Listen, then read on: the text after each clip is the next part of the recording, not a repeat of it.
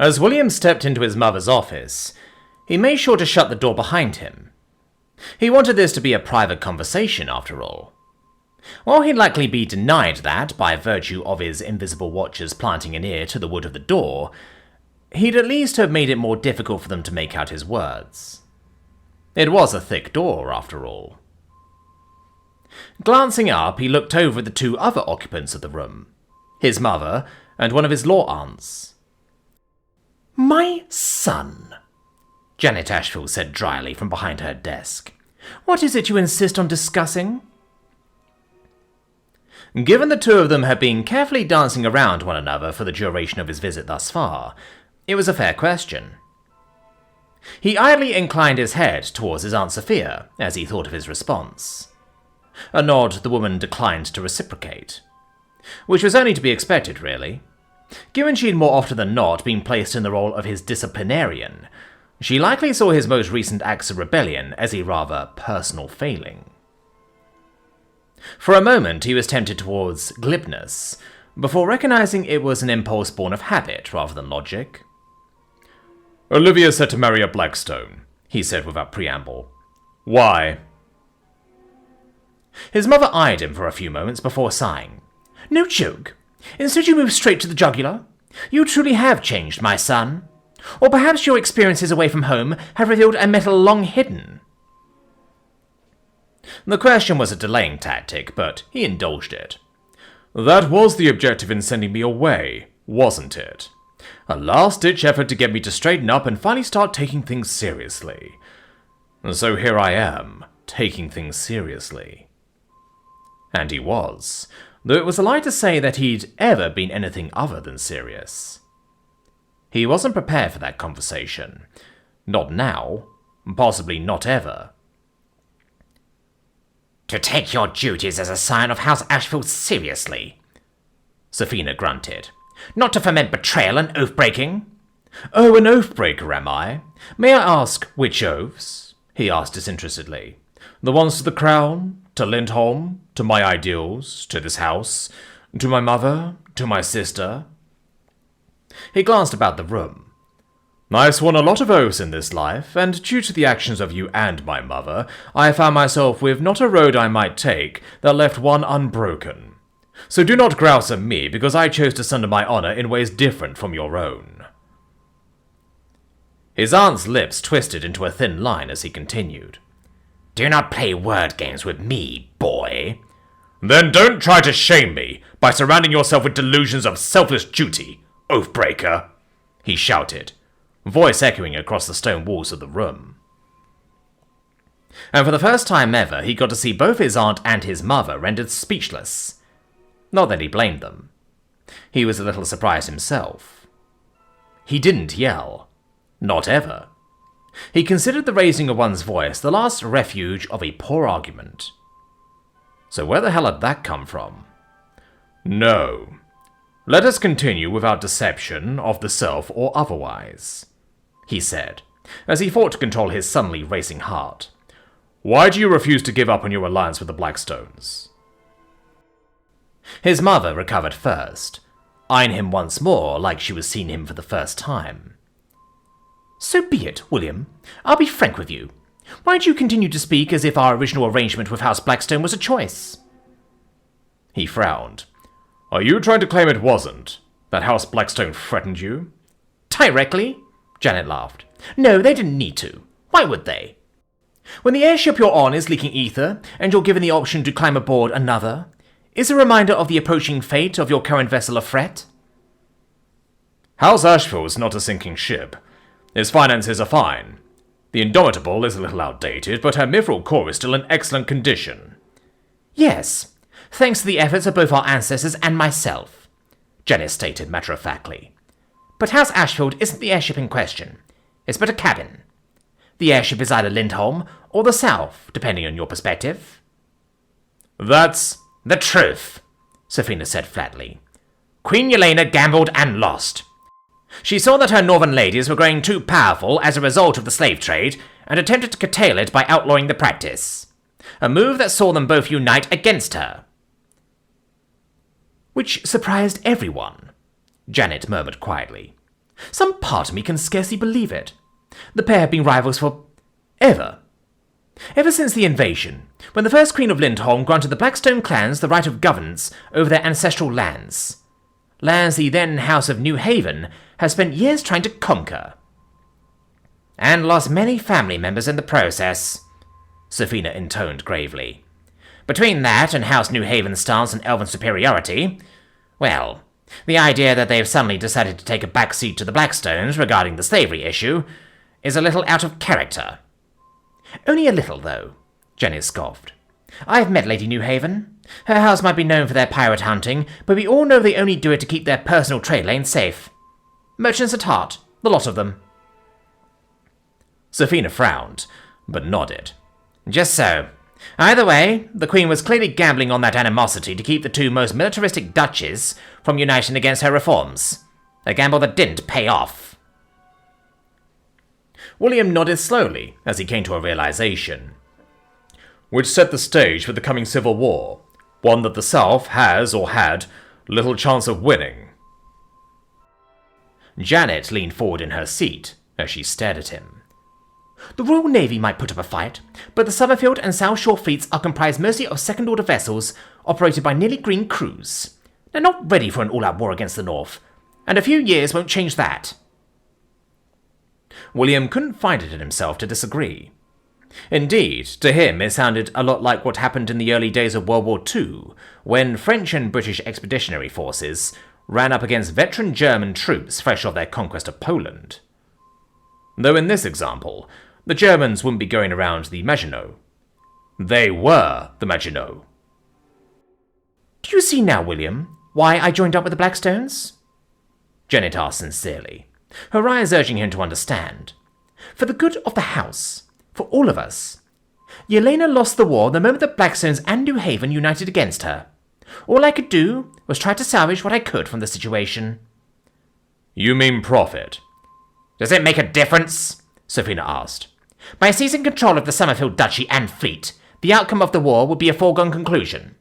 South Shore would be offered a chance to be stalemated by our fleet. It would be a bloodless standoff.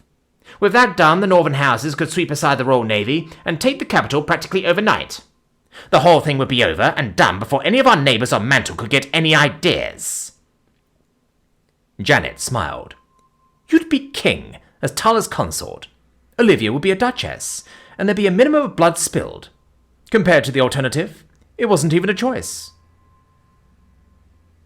William took a moment to digest his family's words, looking over their hopeful faces. He could see the logic of it. Lemons and lemonade and all that jazz. It warmed his heart a little that this whole thing hadn't entirely been naked ambition. Oh, sure, there was some of that too, but he could hardly hold that against his mother. There was just one small problem. It really is a neat solution, he admitted. I'd probably have gone for it myself, truth be told. I mean, if it weren't for one small problem. He felt a small twitch in his heart as his mother's face fell. That being that slavery would get to continue chugging along, alive and well, probably for another few hundred years or so. Safina opened her mouth. That's non-negotiable, William said without preamble. I said it before, and I'll say it again. I refuse to make common cause with slavers. Even as he said the words, he knew they couldn't understand it. It just didn't compute. Oh, certainly he knew neither of them had any love of slavery, but they had no real animosity towards it either. It was just a thing to them. Like sweatshops in his own world, or the homeless, or any number of other impersonal societal issues. They'd rather be without it, but they'd hardly beggar themselves to be rid of it. And they saw anyone that would as a fool. Not unlike someone who sneered at a college student for going to Africa to build houses for the poor, because that person was clearly a soft-hearted moron who was wasting his time, and, more to the point, was just doing it for the social clout and to fuel their messiah complex. William understood that. Truly. It wasn't like he'd been some paragon of kindness and societal goodness prior to his rebirth. A shame. Annoying as it was, I thought you'd grown up a bit. Safina scoffed derisively, while his mother just looked resigned. Instead, I see you're still the same naive child you were before you left. Just a more competent one. She was more right than she knew, which was why William was utterly unbothered by the attempted insult. Naive or not, it's nice to know why you're continuing with your alliance with the Blackstones. Janet leaned back. Oh? He sighed. I ruined a sure thing for you. As you said, the outcome of the Civil War was a foregone conclusion, so you picked the winning side and tried to extract as many advantages from that choice as you could. Except, suddenly, the outcome of that fight isn't quite as sure as it was. The Crown unveiled a new Kraken-killing weapon, and the Royal Navy is suddenly flush with mithril cores. His aunt and mother watched him warily as he continued. Now what was once a sure thing is a gamble once more, and if you pick poorly, you'll risk the annihilation of this entire family. He paused. But what if you had a means to make it not a gamble again? Sure, you can't make the Crown win the coming war, but you have a means to ensure it loses. He glanced at the window. Switch sides. Bring the Summerfield fleet around to the north, and just like that, the gamble isn't a gamble anymore. Even with the Crown's new surplus of mithril cores, they can't build enough hulls to make up for having an entire duchy fleet switch sides. Neither woman said anything. It was clear they weren't going to confirm his hypothetical. And that was important, because that was all this theory was, at the minute. A hypothetical. One the Crown couldn't act on. Openly, at least, he thought. Because openly moving on an otherwise loyal house that just happened to have its heir betrothed to their political enemies would kick off the war early. And a lot of otherwise neutral houses would side with the Blackstones as a result. Which was why the Crown wouldn't do that. It would choose a much more clandestine way to ensure that the marriage alliance never happened, and thus the Blackstones had no legal reason to aid House Ashfield in laying claim to Olivia's hereditary claim to the Summerfield Duchy. By removing Olivia. And Yelena would do it too. In a heartbeat. Because it would be infinitely easier to strike at William's sister than this hypothetical Blackstone male sequestered away in the north. Something his mother knew full well. You'll breathe not a word of this to anyone. He shrugged. Sure, as soon as you break off this betrothal. That's not going to happen. Are you truly so blinded by greed? He asked. Janet scoffed. There is no risk. You said it yourself. I either gamble the fate of our house on this coming war, or I do not by fixing the outcome. I choose the latter. You're gambling that I will say nothing of this scheme to my patron? He pointed out, eyes moving warily to the blade at his aunt's side. His mother just smiled, though. That's no gamble at all. While I know others might doubt it, I know you love your sister. Whatever else might have changed about you since we last met, that remains the same. You won't say a word to endanger her. It was irrelevant. His invisible watchers already knew. And through them, so would the Queen. Would saying as much convince his mother? No. She'd just cloister Olivia away as best she could, or more likely send her to foster with the Blackstones. At which point the situation would be entirely out of William's hands as well. He sighed. It's funny, Mother. All throughout the many slights you levied against me, I never took them personally. Not being passed over as heir, not the many lashes to my person, nor even when you tried to lay claim to spells I developed. This, though, my sister, I do believe something akin to hatred is beginning to flare to life in my heart, for you and your schemes. His mother remained stony-faced. Everything I do for the family. The entire family. William ran a hand through his hair as he glared at her. Just not any one member of it. Now you're beginning to understand. He turned to leave, though not before casting a few final words over his shoulder. 4 years. That's how long I have to change your mind regarding this madness. You'll see. One way or another, House Blackstone will lose this war. With that, he shoved open the door to his mother's chambers, and stormed into the hall. This vacation was being cut short. He had work to do. Too much. Before that, though, he needed to convince his patron not to have his sister murdered. And that kind of concession, it wouldn't be cheap. Indeed, he knew exactly what Yelena would demand in return for overlooking the very real treason occurring right under her nose. And treason that could well end up losing her the war, no matter how many cores he supplied her. No. There would only be one thing Yelena would accept in return for that kind of concession. Privately, Yelena could respect the foresightedness of the move. It really was something of a masterstroke. A hidden Summerfield air. She'd honestly been completely ignorant of it, which was hardly strange. She was the queen of an entire nation. The internal politics of one minor house amongst the dozens that made up her homeland was hardly something that she could be expected to keep up with. Suddenly, the Ashvilles' planned alliance with House Blackstone made a lot more sense. For it, the Blackstones would have a legitimate reason to intervene in the Duchy's looming succession crisis. And with the Blackstone fleet backing their claimant, the Ashvilles' bid would be all but guaranteed. More to the point, Yelena herself would have no legal reason to intervene, even as one of her duchies slipped through her fingers and into the waiting hands of her enemies. Everything that occurred after that would be a foregone conclusion. And he was prevented completely without my knowledge, she thought, with some complicated emotions. The climactic duel of 6 months ago.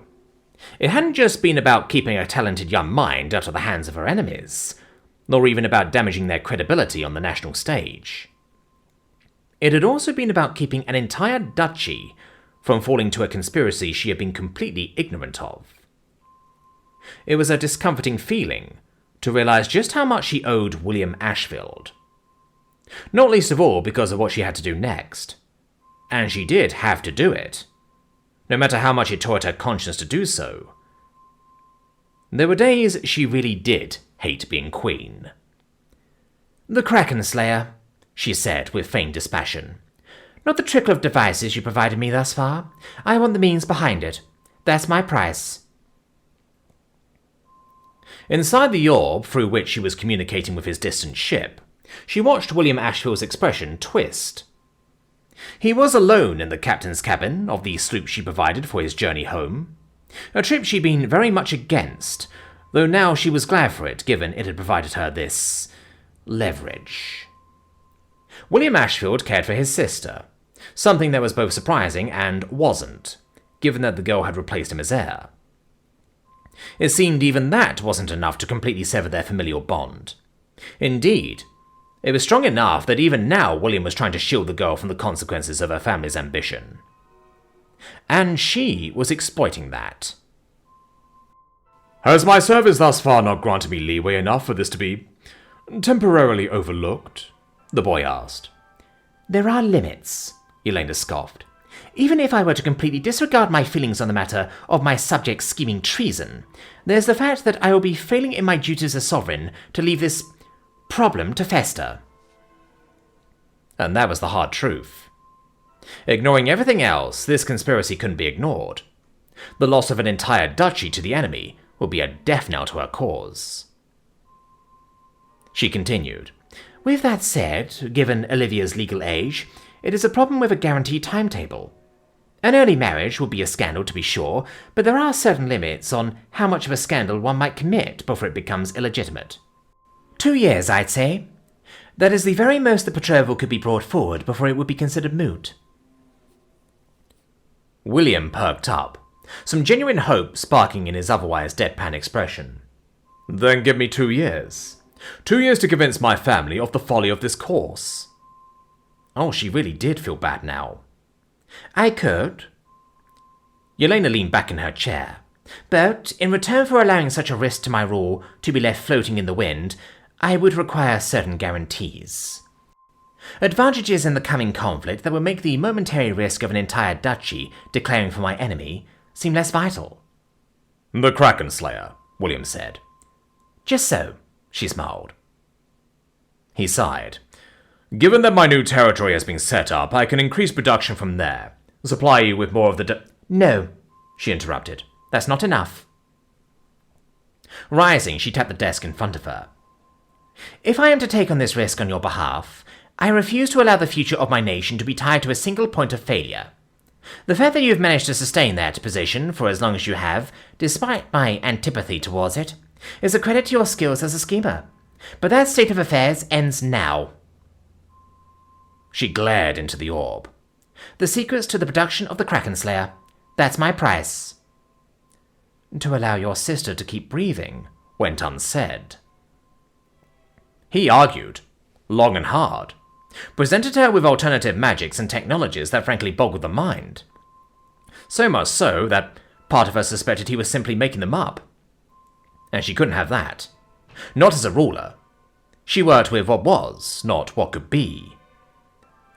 The Kraken Slayer, she said finally, as he slowly started to run out of steam. He sagged, the fight going out of him. I'll write up the method once I land in my new territory, he muttered, and present it to one of your palace guard. The victory felt somewhat hollow given how she'd achieved it, but it was a victory all the same. This is for the good of Lindholm, William. She made some small attempt at commiseration. And you have my word on this. 2 years. More than enough time to convince your family of this folly. I'm sure, he said dryly, more resigned than anything else. Pausing, she continued. More to the point, even if it was provided under duress, I will reward you for this. What you've done deserves nothing less. He perked up a bit at that, curiosity pervading his expression. Yes, hopefully that would lessen the sting. Ignoring her feelings as a person, well, she didn't want William Ashfield as an enemy. A mind like his. Well, sometimes that was many times more dangerous than even a fleet of airships. No, he would be well rewarded for this. Indeed, an idea was already coming to her. Better yet, it would be an excellent chance for him to show off some of those other ideas he'd presented. Because if even half of them worked, well, it would be interesting to see. Enjoy the rest of your trip, William. As promised, your new territory is primed and ready to receive you when you land. The Alchemist Guild in particular are most enthusiastic to repay your interest in their organization. Almost as interested as she was to see what use William had for them.